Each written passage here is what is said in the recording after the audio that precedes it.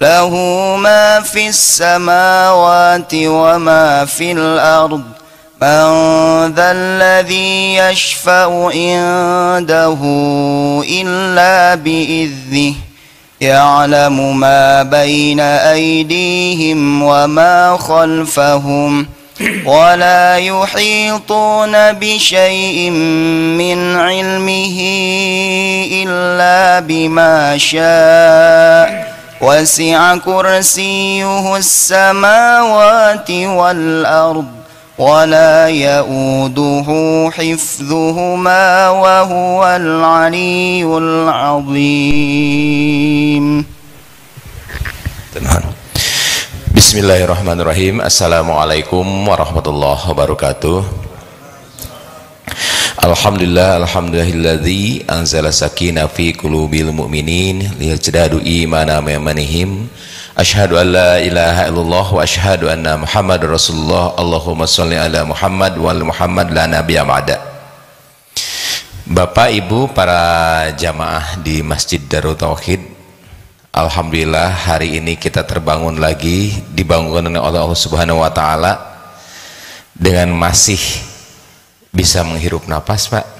Napasnya, Pak, ayeuna alhamdulillah masih menghirup napas. Alhamdulillah jantungnya juga masih berdenyut. Masih, Pak? Masih ya, Pak ya? Alhamdulillah. Demikian juga sahabat-sahabat yang di rumah yang ada menyimak di MKTV, kemudian juga yang menyimak di MKFM, yang menyimak di berbagai macam media sosial agim lainnya. Setiap hari selalu ada syukur, Pak. Karena Allah itu memberi banyak sekali yang tanpa kita minta. Allah itu sangat tahu kebutuhan kita dibandingkan kita sendiri. Nah, contoh begini aja, Pak, misalnya upami kalau air mata apakah setiap hari keluar? Kalau misalnya air mata tidak keluar, maka kemungkinan kelopak mata itu nggak bisa digerakkan. Kenapa? Kesat. Kalau dilihat dari secara teori, ternyata air mata itu diproduksi terus, Pak. Sehari itu kurang lebih 250 cc. Seberapa liter, Pak, sehari semalam tuh? Berarti kita jarang yang tahu ya bahwa air mata itu diproduksi keluar, Pak. Diproduksi 250 liter per hari. Apakah kira-kira kita minta doa enggak, Pak? Ya Allah, keluarkan air mata 250 liter per hari. Ya Allah, jangan terlalu banyak, kalau banyak jadi lebay, dan warnanya itu jernih. Ya Allah, jangan merah, jangan kuning, jangan hijau. Nggak pernah kita berdoa. Tahu juga enggak bahwa air mata diproduksi terus, ya Pak? Air liur ini diproduksi terus enggak? Diproduksi, Pak. Berapa jumlahnya? Antara 750 sampai 1500 cc per 24 jam. Kalau enggak mulut kering. Apakah kita minta diproduksi segitu? Enggak ya, Pak ya? Nah, ya Allah, produksi air liur kami biar tidak kering, biar mulut tidak pecah-pecah, sekitar 750 sampai 1500 cc per hari. Enggak kan ya, Pak ya? Artinya ibu bapak semua, dua hal saja tadi ternyata kita tidak tahu. Dan kalau kita lihat, ternyata dua hal tadi Allah penuhi itu tanpa kita minta, kan? Andai kata kita harus minta, Pak, apa yang kita butuhkan, pertama kita tidak banyak tahu apa yang kita perlukan, yang kedua mungkin habis waktu atau terlewat, Pak. Ya Allah, minta dikeluarkan air mata 250 cc per hari. Ya Allah, minta dikeluarkan air liur antara 750 per hari. Ya Allah, minta dikeluarkan cairan lambung 1500 cc per hari. Ya Allah, minta dikeluarkan cairan pankreas 750 cc per hari, cairan dari empedu 750 cc per hari. Kayaknya banyak yang kelewat, Pak ya. Belum lagi Bapak minta doa untuk didenyutkan jantung, Pak. Ibu, kenapa ente napas? Lupa nggak doa katanya. Tahu-taunya udah biru. Apakah gitu? Enggak, Pak.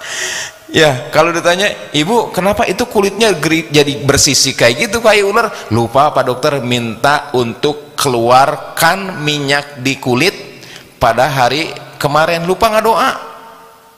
Ternyata Pak, Allah sangat mengetahui apa yang kita butuhkan, jauh lebih detail, jauh lebih banyak, jauh lebih presisi daripada pengetahuan kita sendiri tentang tubuh kita. Jadi tubuh kita dinikmati oleh kita, tapi kebutuhan tentang tubuh kita amat terbatas pengetahuan kita. Jadi tanpa kita minta, tanpa kita doakan, tanpa kita meminta, ternyata Allah telah urus sebagian besar apa yang dibutuhkan oleh tubuh kita. Contoh yang paling simpel aja Pak ya, yang paling simpel, yang suka saya sering kasih contoh ya, hampir tiap pertemuan, bahwa darah kita itu mengangkut makanan, mengangkut oksigen ya Pak ya. Ada berapa jumlah darahnya Pak? Jumlah darah merah berapa Pak? Nggak tahu. Jumlah darah merah nggak tahu. Kira-kira jumlah darah merah itu apakah harus diganti nggak Pak? Dari lahir sampai sekarang diganti ya? Berapa kali digantinya? Nggak tahu juga. Ah Bapak katanya usia berapa Pak? Ada 17. Berapa Pak? Lebih dikit ya Pak ya. Bapak usia sekarang misalnya udah 60 tahun, apakah darahnya masih darah muda Pak? Nggak tahu juga. Artinya Bapak Ibu, eritrosit darah merah itu 120 hari umurnya. Andai kata Bapak misalnya sudah 70 tahun, berarti sudah berapa ratus ribu ganti darah. Kita tidak tahu Pak. Tahunya darah kita merah aja. Darah mengantarkan oksigen ke dalam setiap sel yang ada di dalam tubuh kita, mengantarkan makanan, dan akhirnya darah juga mengangkut sisa-sisa makanan di dalam sel sebanyak 34 sampai 87 triliun sel Pak. Sisa kotorannya itu diangkat dan diangkut kemana? Dicuci Pak, ke tempat pembuangan akhir. Di mana tempat pembuangan akhirnya itu? Di ginjal. Di ginjal diapain? Racun-racunnya itu dicuci dan dikeluarkan, Pak, darahnya diambil lagi. Tiap hari Pak darah kita itu dicuci 76 kali. Masya Allah. Andai kata kita harus doa Pak, kayaknya pasti ada yang lupa. Tapi demi Allah, saking sayangnya Allah pada diri kita, saking taunya Allah betapa pengetahuan kita terbatas, saking sayangnya Allah sama kita, kita sedang tidur pun, kita tidak bersyukur pun, kita tidak ingat kepada Allah sekalipun, ternyata Allah bereskan semuanya Pak. Buktinya Bapak tadi bangun tidur kemudian pipis ya Pak ya? Ya kan?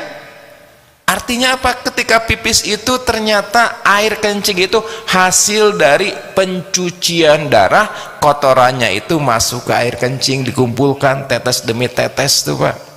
Akhirnya tetes demi tetes dikumpulkan, ngumpul di ginjal, ngumpul di kandung kencing. Ketika kencing, aja keluar aja gitu. Jarang bersyukur. Kapan bersyukur? Jika kencing itu macet. Kapan bersyukur lagi? Jika kencing itu nyeri. Kapan lagi bersyukur?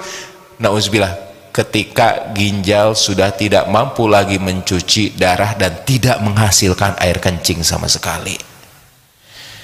Jadi kalau nggak ada air kencing, artinya ginjal kita itu sudah tidak mampu untuk mencuci 76 kali darah itu setiap sehari malam Pak.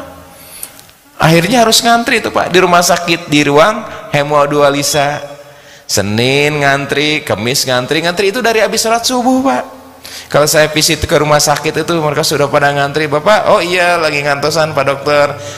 Jadwal untuk dipasang selang dari pembuluh darah masuk ke mesin, dari mesin difiltrasi kemudian dimasukkan lagi ke pembuluh darah lain. Jadi menggantikan 1,5 juta mesin cuci yang ada di dalam tubuhnya, digantikan oleh mesin itu Pak. Setiap Senin, Kamis, setiap Selasa, Jumat, setiap Rabu sama Sabtu. Bapak mah kalau di sini mungkin ya, adik-adik kalau di sini mungkin enak ya, Senin Selasa nggak usah mikirin di mana cuci darah. Tapi saudara-saudara kita doakan mudah-mudahan Allah gugurkan dosanya, mudah-mudahan Allah berikan pahala sabar, mudah-mudahan Allah balas dengan kebaikan yang tak terhingga. Artinya Bapak Ibu semua, terlalu banyak, bahkan sangat banyak yang diberikan Allah tanpa kita harus minta, tanpa harus kita berdoa. Makanya berkali-kali Allah mengingatkan kepada kita, qalilam ma tashkurun, sedikit sekali di antara mereka tuh yang bersyukur. Berkali-kali Allah mengingatkan, fabi ayyi ala'i rabbikuma tukadziban, maka nikmat Tuhanmu yang mana yang kamu dustakan.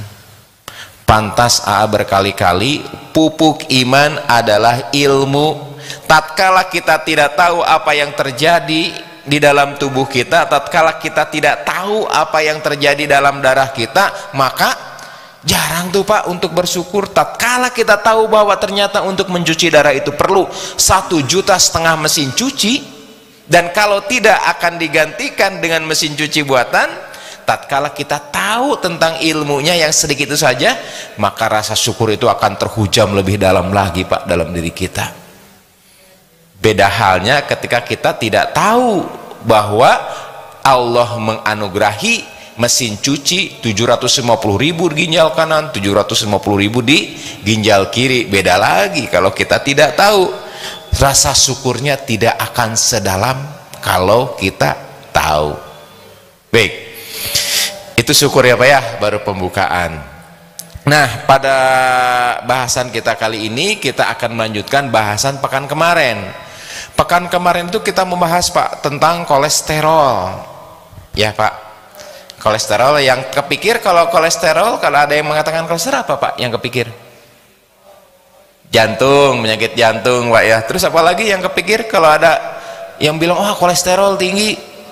Stroke Pak ya, betul. Apalagi yang kepikir? Ya, rata-rata jantung dan stroke. Baik, saya akan coba mensarikan bagaimana resiko penyakit jantung, resiko penyakit stroke itu kemudian kita bawa, bagaimana Rasulullah SAW kita pastikan beliau tidak kena penyakit jantung dan tidak kena stroke. Karena setelah dianalisis gejala-gejala ketika beliau sakit 2 kali itu, tidak ada satupun yang mengarah pada gejala stroke ataupun gejala penyakit jantung. Baik, nah ibu bapak semua, ketika kita mendengar kata kolesterol, nah ini hampir sama Pak dengan kalau mendengar kata asam urat. Ya, kira-kira asam urat itu sering dianggap lawan, sering dianggap kawan Pak. Dengan asam lambung sering dianggap lawan, sering dianggap kawan. Asam lambung nih Pak, wah Pak dokter, saya mah punya asam lambung yang kronis, saya mah punya asam lambung yang suka naik, saya punya asam lambung yang udah menaun gitu kan. Seakan-akan asam lambung itu adalah musuh bagi kita Pak. Padahal asam lambung itu diberikan oleh Allah ke dalam lambung kita itu Pak, jumlahnya berapa Pak kemarin yang keluar? Nggak tahu Pak ya, nggak dihitung. Jumlahnya itu kurang lebih 750 sampai 1600 cc per 24 jam. Allah berikan asam lambung itu keluar di dalam lambung kita itu, salah satu fungsinya adalah untuk menenggelamkan bakteri-bakteri jahat. Betapa banyak Pak di lingkungan kita itu bakteri-bakteri, virus, jamur dan sebagainya yang kalau kita makan itu dia ikutan Pak masuk ke dalam, akhirnya menyebabkan penyakit-penyakit pada saluran pencernaan. Allah tahu persis bahwa itu sangat berbahaya bagi manusia. Allah turunkan pasukan, begitu ada yang berbahaya tenggelamkan. Tenggelamkan tuh Pak. Penelitian di Jepang Pak, pada panti jompo atau panti weda diteliti Pak, ternyata makin usia lanjut kadar asam lambung itu makin nurun. Dan ketika asam lambung itu menurun Pak, berkorelasi dengan peningkatan kejadian penyakit saluran pencernaan, salah satunya diare. Jadi kalau misalnya pada ibu-ibu sepuh, bapak-bapak sepuh yang asam lambungnya justru menurun, angka kejadian infeksi saluran makanan ternyata meningkat. Jadi asam lambung teh Bu ulah dimusuhan, itu adalah sahabat selama kadarnya itu dalam kondisi yang normal. Nah kolesterol juga sama Pak, sering dimusuhi. Untung asam lambung nggak demo kemarin Pak ya Bu ya. Kalau demo asam lambung nggak keluar di dalam tubuh kita, wah rumah sakit penuh Pak. Dengan pasien apa? Pasien mencret, pasien diare. Kolesterol juga sama Pak. Jadi kolesterol itu juga mempunyai manfaat yang sangat besar. Sel di dalam tubuh manusia itu dibentuk, membrannya itu, pelindungnya itu, kulit selnya itu dari apa? Di antaranya dari kolesterol. Kemudian kita juga bisa punya emosi, bisa juga kita menggerakkan badan, kemudian juga kita bisa menahan amarah, kita juga merasakan suatu kenikmatan tertentu. Kemudian ibu-ibu juga bisa ada kesuburan, dipengaruhi dan diatur oleh hormon. Hormon bahan baku utamanya adalah kolesterol. Jadi kalau kita musuhin kolesterol, kolesterolnya ngamuk dan pundung, kita nggak bisa apa-apa Pak. Ibarat api, wah itu ada kebakaran tuh, api ternyata bahaya. Kata api, ya udah kalau gitu udah saya akan pergi aja di seluruh dunia. Maka nggak akan bisa masak Pak. Jadi ibu bapak semua, kolesterol sama sering dimusuhi juga oleh kita. Ya.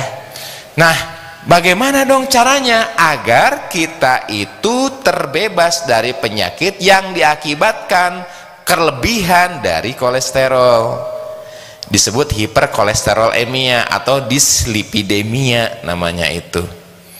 Ibu bapak, kalau kita perhatikan, saya coba balik ke materi yang sebelumnya. Penyebab syariat ya, syariat penyebab kematian terbanyak itu konsisten Pak. Yang saya baca dari tahun 80-an, entah 84 sampai 2022 kemarin. Di seluruh dunia dikumpulkan Pak, kenapa orang-orang ini pada mati syariatnya. Penyebab pertama terbanyak dan konsisten dari tahun ke tahun ternyata penyakit kardiovaskuler namanya itu. Penyakit jantung dan pembuluh darah yang terdiri dari serangan jantung dan stroke. Ringannya mah begitu aja. Jadi di seluruh dunia ini dari tahun 84 sampai tahun 2022 kemarin penyebab kematian tertinggi adalah stroke dan penyakit jantung. Nah kalau begitu kira-kira bisa dicegah apa enggak ya? Bagaimana peran Tibu Nabawi dalam mencegah penyakit stroke dan penyakit jantung itu? Kalau kita turunkan lagi Pak, penyebab penyakit stroke dan penyebab penyakit jantung itu ada 3 besar penyebabnya. Penyebab pertama adalah dislipidemia, kata kita mungkin hiperkolesterol ya Pak ya. Penyebab yang kedua adalah diabetes dan penyebab ketiga adalah hipertensi. Pertanyaannya, apakah 3 penyakit itu bisa dicegah? Sangat bisa. Bahkan saya baca dalam beberapa jurnal, penyakit diabetes mellitus itu hampir lebih dari setengahnya, 51% itu bisa dicegah Pak. Pak dokter, saya mah turunan diabetes, ibu punya diabetes, bapak punya diabetes, saya juga mungkin punya diabetes. Pak dokter, anak saya mah turunan, dari saya juga diabetes, dari neneknya juga diabetes, mungkin anak tersebut pantas jadi diabetes. Itu kan? Padahal kalau menurut data statistik hanya 11% mereka yang menderita diabetes itu karena faktor turunan. 11% Pak, nggak banyak. Jadi kalau di antara 100 orang yang diabetes hanya 11 orang yang mempunyai faktor turunan, selebihnya enggak. Artinya Pak, cocok dengan survei tadi bahwa 51% sebetulnya penyakit diabetes itu bisa dicegah. Mungkin di lain waktu kita akan coba bagaimana cara Nabi supaya terhindar dari penyakit diabetes, apa-apa saja yang Nabi lakukan dan bagaimana. Itu penyakit diabetes. Sekarang penyakit hipertensi Pak, apakah hipertensi itu juga bisa dicegah? Sangat bisa, bahkan ini angkanya lebih besar lagi Pak. Darah tinggi, darah tinggi itu penyebab stroke yang mematikan. Kalau misalnya stroke-nya itu akibat darah tinggi, maka terjadi stroke karena pecah pembuluh darah, dan ini lebih mematikan daripada stroke karena sumbatan.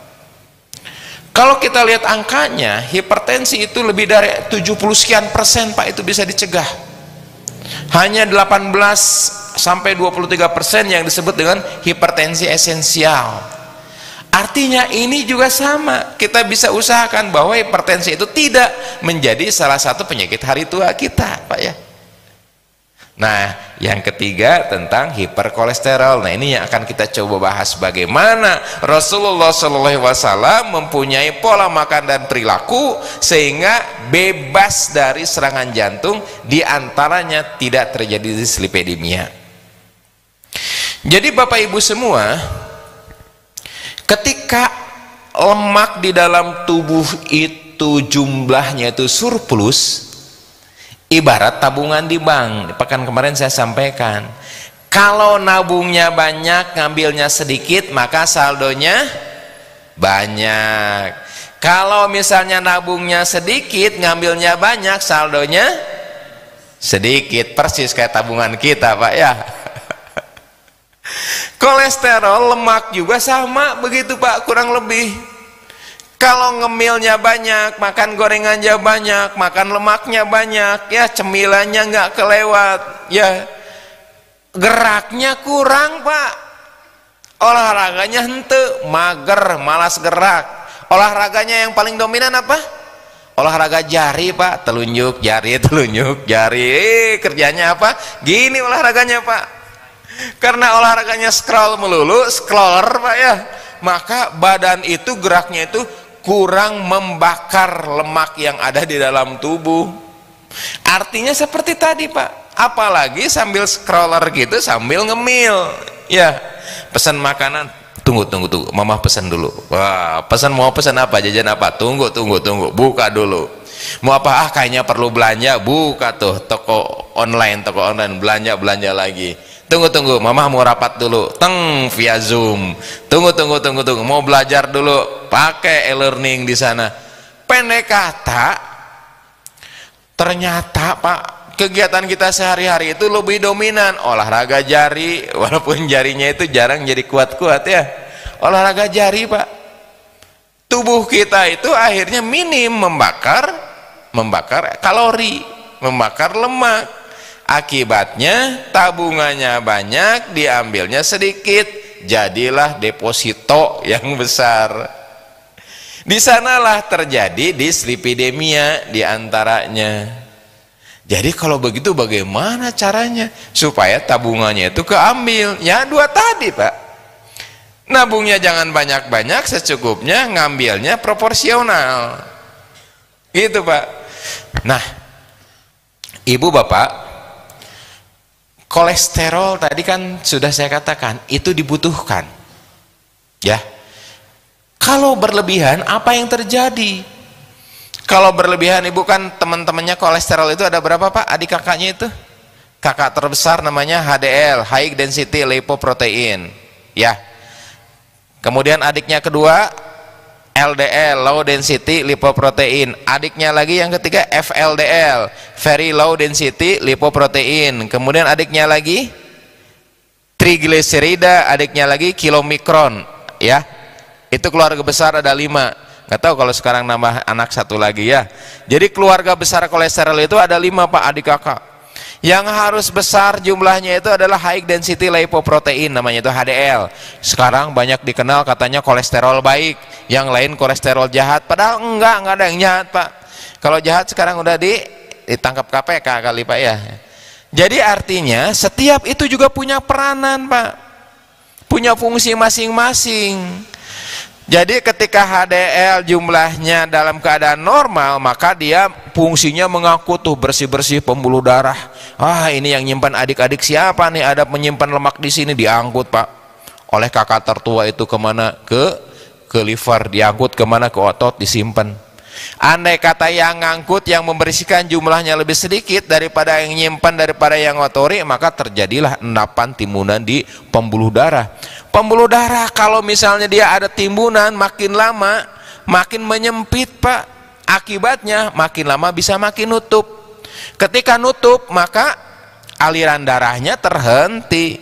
Kalau terjadi di jantung, maka sebagian otot jantung itu nggak kebagian makanan. Ketika diperiksa, oh di sini ada sumbatan 80%, oh di sini ada sumbatan 100%, ternyata sudah tersumbat, maka sumbatan tadi diregangkan Pak, dilubangi kembali. Pakai apa? Pakai stent namanya itu.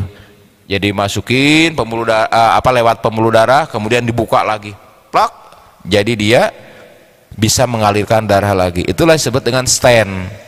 Kalau dikenal sekarang dengan ring katanya Pak ya. Ring itu sebetulnya nggak cocok Pak. Kalau ring itu adanya di luar. Cincin itu di dalam jari atau di luar jari? Di luar jari. Nah kalau di dalam jari, kalau misalnya di dalam pembuluh darah fungsinya untuk melebarkan, itu disebut dengan stent. Jadi bukan ring sebetulnya, tapi karena memang udah salah kaprah ya sudahlah, saya juga jadi ikutan pasang ring 2, pasang ring 3 katanya ya. Nah jadi ketika berlebihan itu yang terjadi. Ketika terjadinya misal di otot jantung, maka akan terjadi ischemik atau kekurangan aliran oksigen, aliran untuk nutrisi di bagian otot jantung. Otot jantung bisa mati. Ischemik namanya itu, diperiksa di EKG terjadi ST depresi misalnya, diperiksa di laboratorium, oh ini ada zat-zat yang dari sel jantung yang pecah, troponin I misalnya, ketahuan tuh Pak. Gejalanya nyeri di mana? Di daerah dada sebelah kiri, menjalar kemana? Ke punggung, menjalar lagi kemana? Ke lengan bagian atas. Itu gejala-gejalanya. Gejala dari otot jantung nggak kebagian makan karena adanya sumbatan di pembuluh darah yang memberi makan otot jantung. Kenapa? Karena tersumbat diantaranya oleh tumpukan-tumpukan lemak yang membentuk plak. Begitu Pak. Nah bagaimana kalau terjadi di otak? Sama Pak. Kalau terjadi di otak juga, ketika pembuluh darahnya itu makin lama makin ketutup oleh plak itu tadi, salah satu pembentuk plak itu adalah lemak, maka bagian otak yang misalnya untuk mikir akan berkurang daya pikirnya, bagian otak untuk bergeraknya akan berkurang. Kalau tutup sama sekali, itulah yang disebut dengan iskemia, stroke iskemi. Jadi stroke itu adalah serangan yang mendadak, defisit neurologis, fungsi otaknya itu menurun Pak secara mendadak akibat dari tidak adanya suplai. Tidak adanya suplai ada dua, bisa karena pembuluh darahnya pecah sehingga nggak kebagian, itu pada darah tinggi, bisa juga karena kesumbat, itu pada diantaranya hiperkolesterolemia. Kalau dia kena misalnya serangan yang terjadinya di sebelah kiri otaknya, maka lumpuhnya yang kanan, bicaranya rero, tangan lemah atau tangan nggak bisa gerakan, kaki juga nggak bisa digerakkan, berarti ada kerusakan di otak sebelah kiri. Kalau kerusakan otaknya sebelah kanan, maka lumpuhnya, tidak bisa geraknya kakinya atau lemahnya di sebelah kiri. Nah sekarang apakah ada, pertanyaan yang sangat besar ini, dan sudah dikaji beberapa penelitian, apakah ada tanda-tanda tersebut terjadi pada Rasulullah SAW? Dianalisislah Pak oleh para ahli. Ketika beliau sakit pertama kali, gejalanya itu adalah lemah, kemudian lesu, kemudian juga ada panas badan, kemudian sulit untuk mobilisasi atau untuk bergerak. Setelah dianalisis ternyata itu bukan karena penyakit jantung dan pembuluh darah. Itu sakit beliau yang pertama kali Pak, ketika Sayyidina Khadijah itu meninggal dunia, sehingga Allah menghiburkannya dengan Isra Mi'raj Pak. Diteliti itu Pak, ternyata tidak ada satu unsur pun yang memenuhi bahwa Rasulullah terkena serangan stroke atau serangan jantung Pak. Yang kedua Pak, menjelang wafatnya beliau, dianalisis oleh para ahli, kira-kira sakitnya kenapa beliau itu. Setelah diteliti dari berbagai macam data yang ada, lewat hadis-hadis yang ada, ditelitilah, dikeluarkanlah kesimpulan. Yang pertama itu penyakit penurunan daya tahan tubuh, yang kedua penyakit beliau itu karena proses penuaan, dan yang ketiga premis yang ketiga kemungkinan efek racun ketika saat itu perang Khaybar kalau nggak salah kan diracun di paha kambingnya ya. Ada 3 kemungkinan dan tak satu pun kemungkinan tersebut ada pada serangan jantung dan serangan otak yang mengakibatkan stroke. Artinya ibu bapak semua, maka kalau kita runut ke belakang, penyakit stroke dan pembuluh darah juga ini bisa kita runut bagaimana caranya Nabi mengkonsumsi makanan. Ari masukan kolesterol dari mana? Dari makanan, ya Pak ya. Kemudian bagaimana cara membakarnya? Dengan gerak. Ternyata Pak, ada beberapa kesimpulan yang bisa kita dapat bagaimana caranya agar Rasulullah itu terhindar dari penyakit jantung dan pembuluh darah. Padahal kan Pak, kegemaran beliau itu daging kambing Pak ya, pahanya ya kan, kegemaran beliau itu paha kambing Pak. Jadi kalau kita lihat apakah itu ada kolesterol? Ada kolesterolnya Pak. Artinya kan kolesterol itu juga dibutuhkan. Tapi kalau kita lihat keseharian beliau Pak, satu kita akan coba bahas dari makan. Ada 4 pelajaran dari prosesi makannya Rasulullah SAW, sehingga kemungkinan ini bisa menjadi upaya untuk pencegahan terjadinya penyakit kardiovaskuler. Pertama dari jumlah makan Pak, ada 4 hadis yang menerangkan bahwa makannya Rasulullah itu sekedarnya bisa menegakkan punggung, ya kan? Hadisnya ini sahih Pak. Ada hadis riwayat Imam Ahmad, ada Al-Bukhari, kemudian juga ada Tirmizi. Hadisnya sahih Pak. Artinya ketika seseorang itu bisa mengkonsumsi makanan menegakkan tulang punggung itu bisa tegak karena apa ya? Dikaji Pak secara ilmiah. Ternyata di sana itu yang berperan itu ada otot intervertebrae. Ternyata biar tegak tulang punggung itu bukan hanya sekedar bisa digerakkan, harus ada peran serta dari otot-otot hamstring, dari otot-otot di paha. Kemudian juga harus ada peranan dari sistem saraf. Sistem saraf dari mulai saraf servikal sampai saraf lumbalis Pak. Dianalisis oleh para ahli. Sehingga disimpulkan Pak, untuk memenuhi agar tulang punggung itu bisa tegak, paling tidak udah dihitung nih Pak, paling tidak dibutuhkan 1500 kilokalori tuh Pak. Jadi kalau dianalisis keluar itu Pak angkanya. Itu dari kecukupan makanan. Kemudian patokan yang kedua Pak, bagaimana panduan makannya? Sepertiga berisi makanan, sepertiga berisi air, dan sepertiga berisi udara. Volume lambung Pak, volume lambung ini, perut ini, itu ada antara 750 sampai 200 sampai 2500 cc.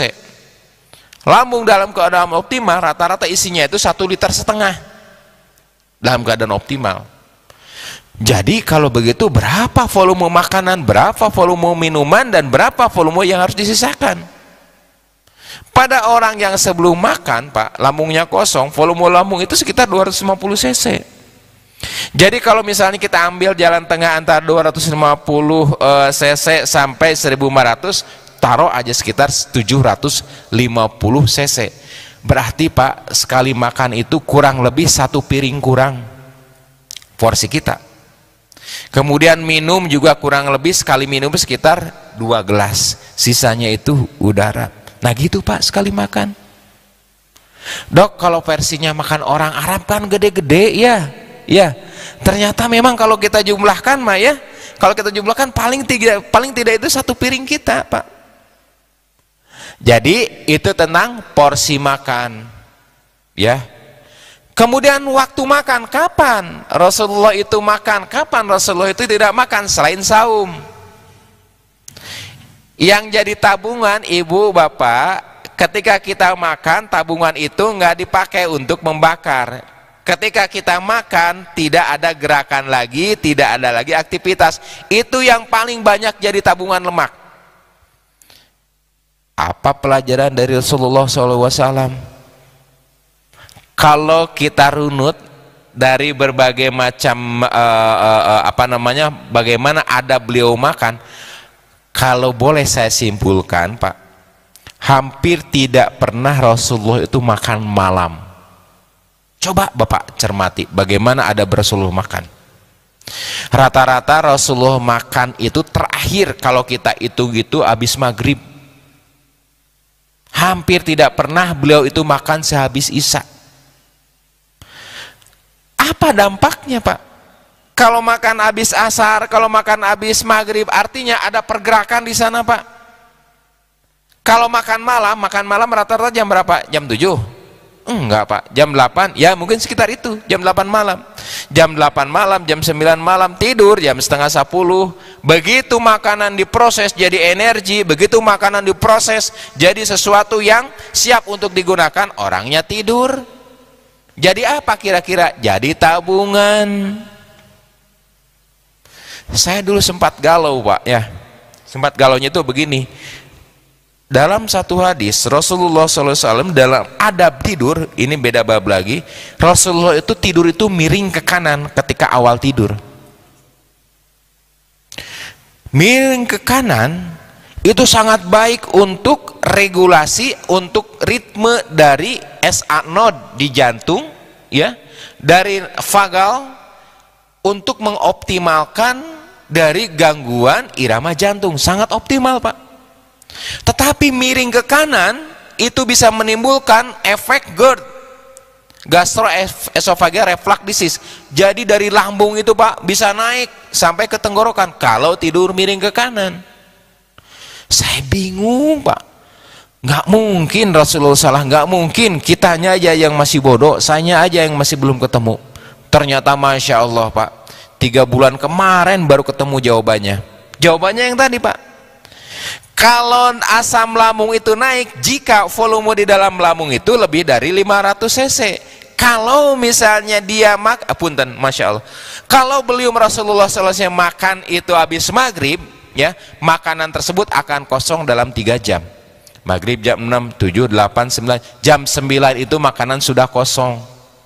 Jadi ketika Rasulullah SAW tidur, maka tidak ada makanan di dalam lambungnya. Kecil kemungkinan untuk terjadi asam lambung naik. Masya Allah, Masya Allah. Jadi memang kalau kita baca hadis itu tidak hanya segmental, Pak. Begitu tidur ke kanan, kaji terus tidur ke kanan. Begitu kita lihat efek negatifnya tidur ke kanan ternyata bisa meningkatkan asam lambung naik, begitu ya, baru kita tunda. Tidak diungkap hadisnya. Bukan begitu, Pak.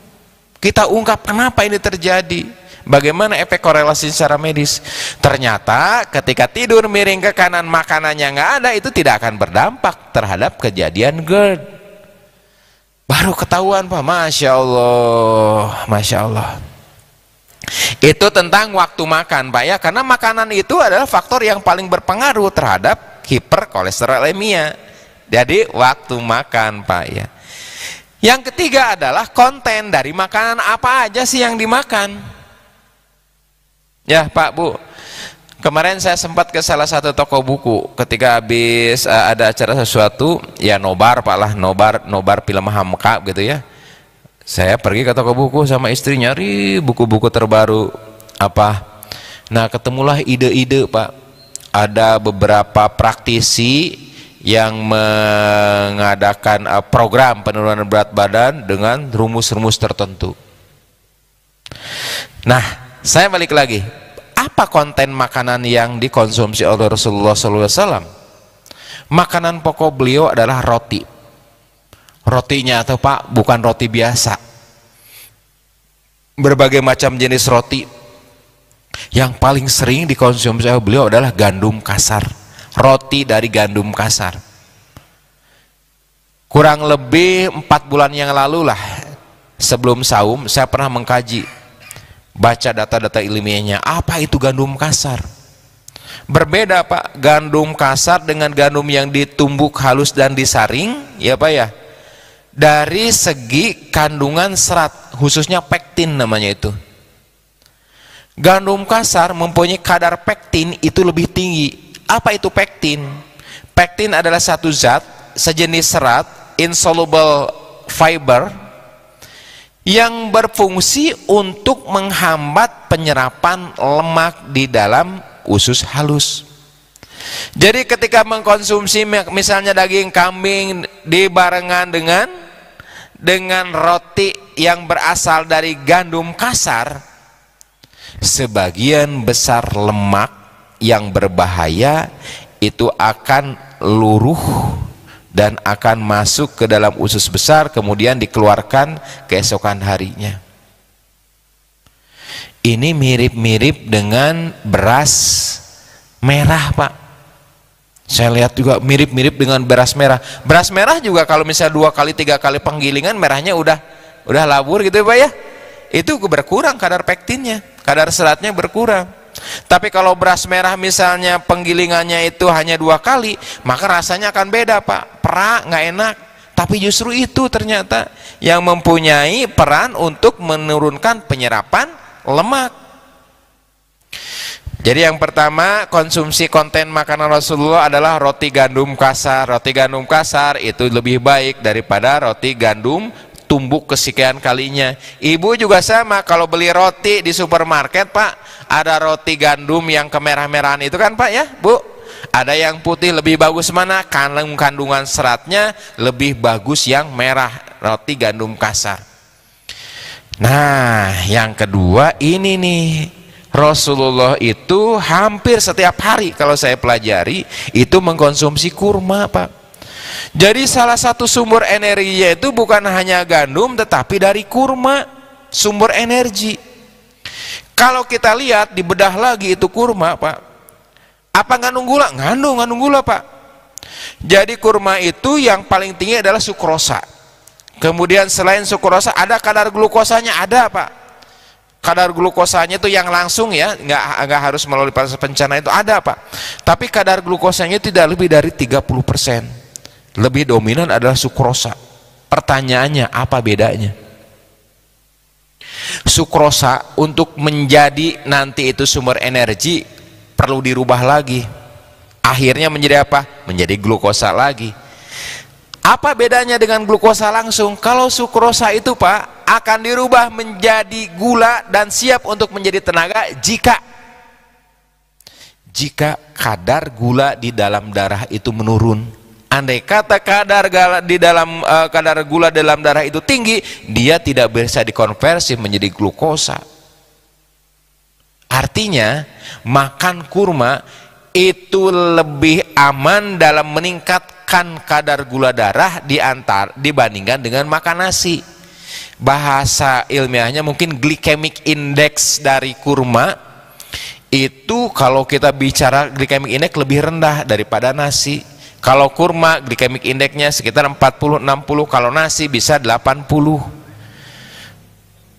Jadi itu konten makan beliau. Apalagi konten makan beliau, beliau itu sering mengkonsumsi, nah ini, Pak, yang ini saya sekarang sedang coba lakukan, mengkonsumsi minyak zaitun. Penelitian tentang minyak zaitun ini sangat banyak. Di mana, Pak? Di Spanyol. Bagaimana peran penyakit? Dok, kalau minyak itu kan lemak juga. Iya, betul, lemak nabati.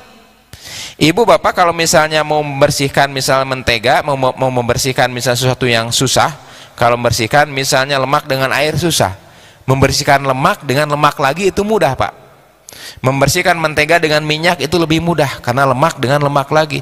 Di dalam darah juga sama gitu, Pak.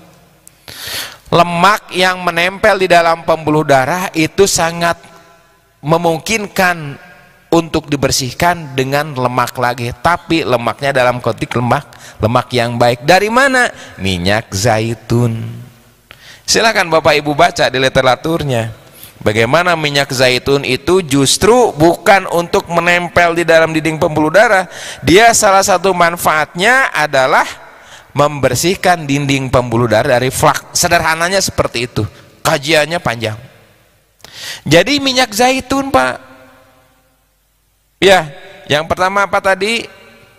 rotinya apa? Roti gandum kasar. Yang kedua kurma, yang ketiga minyak zaitun.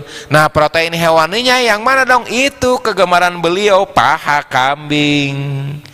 Kita mah makan kambing siun, ulah makan kolesterol.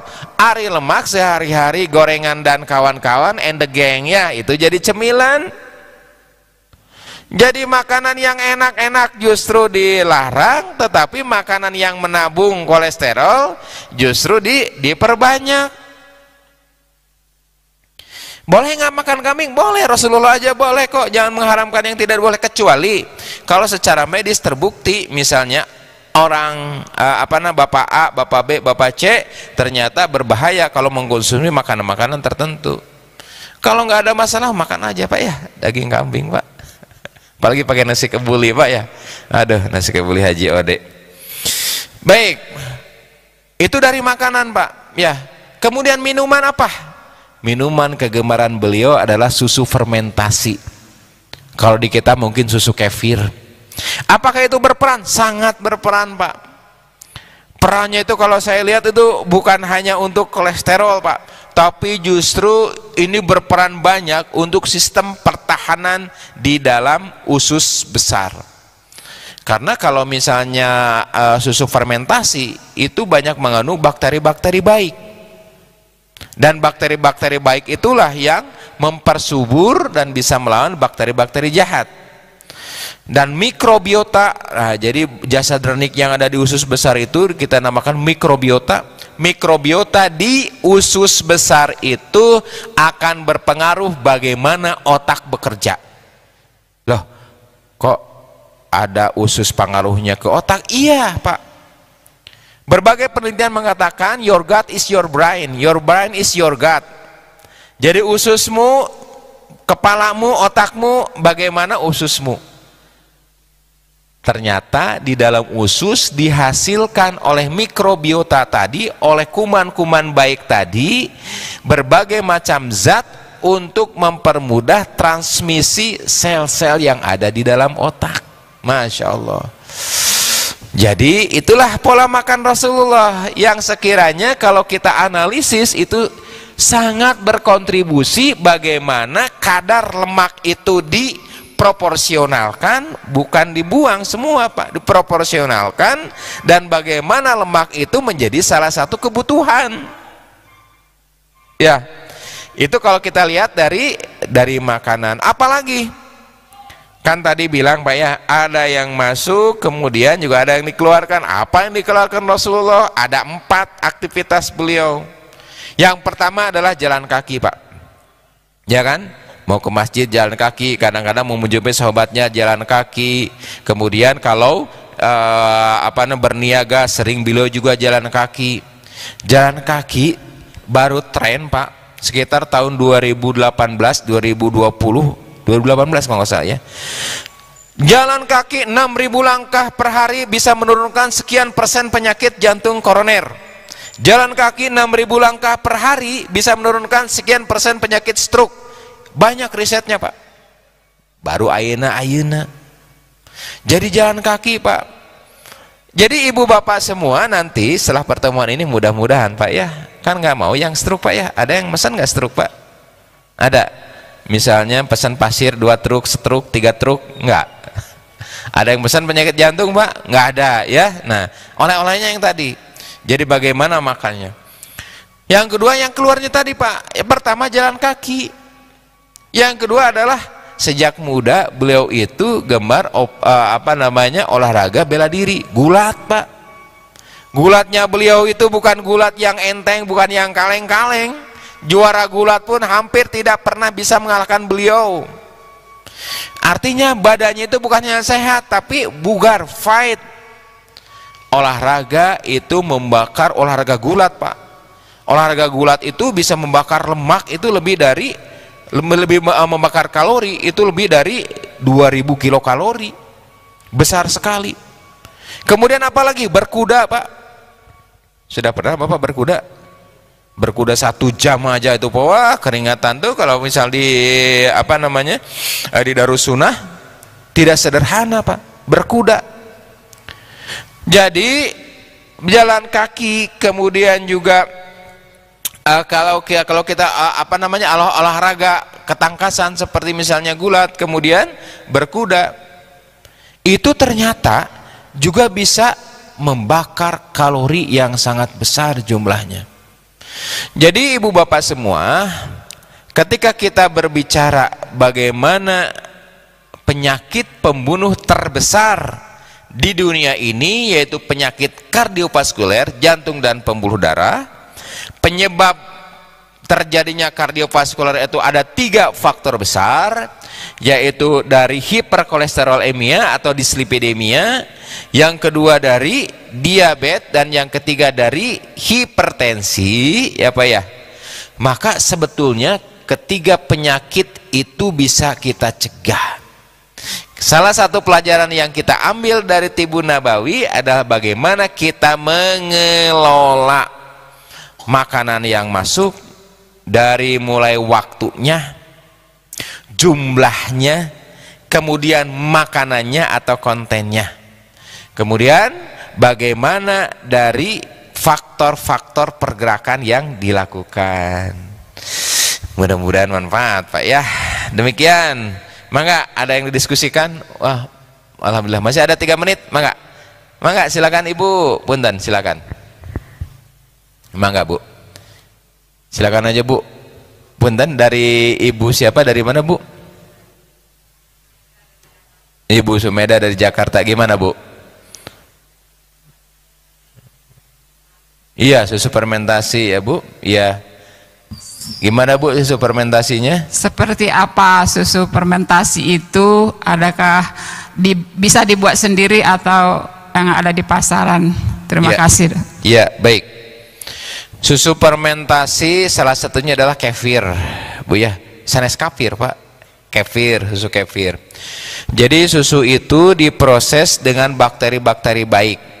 Di antaranya L. casei sirotastren, kemudian ada juga lactobacillus di sana juga. Susu itu bisa dibuat, bisa Bu, Pak, Bu, bisa dibuat sendiri dengan menambahkan semacam zat yang berisi bakteri, kemudian didiamkan beberapa saat, kemudian didinginkan dan diawetkan. Apakah ada Bu yang sudah dijual, yang sudah diproduksi?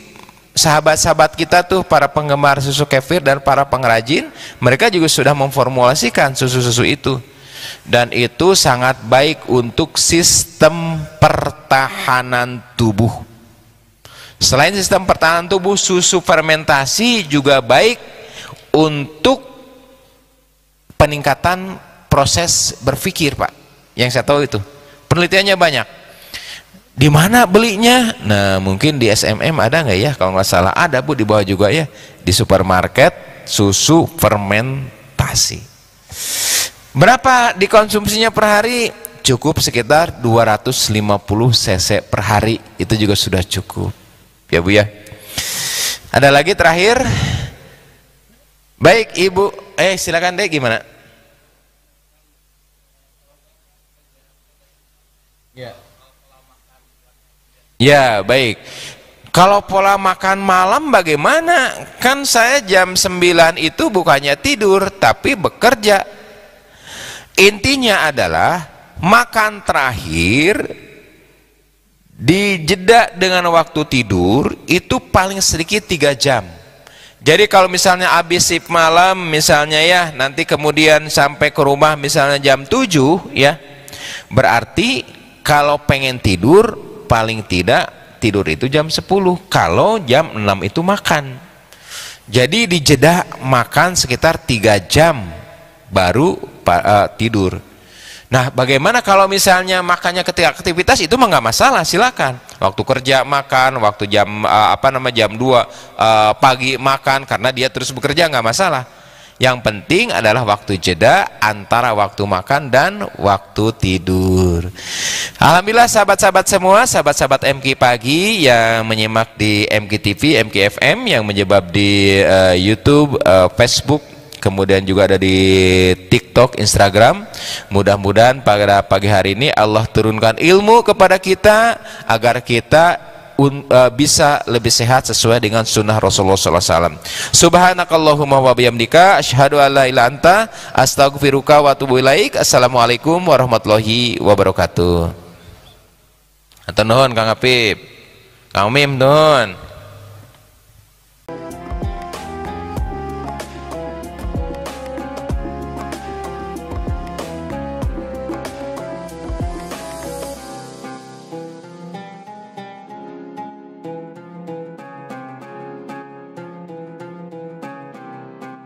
Jangan lupa, saya bilang sekalian, terus berlangganan di Darut Tauhid Official.